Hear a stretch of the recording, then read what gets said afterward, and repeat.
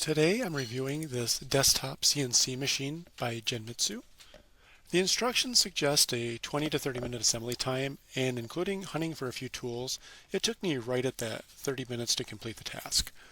The Getting Started guide was useful, and there are plenty of videos available online if you do run into any issues. They did include a how to assemble the collet video on the included USB, and that was very useful for me.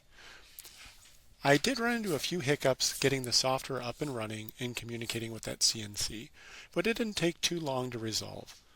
With this revision of the 3018, you need to home and or unlock the CNC with your software to be able to get going.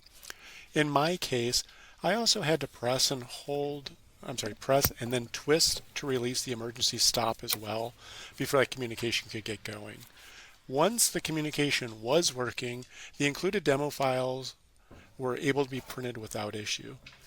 I used a scrap 2x6 pine board for this test. My results were not great.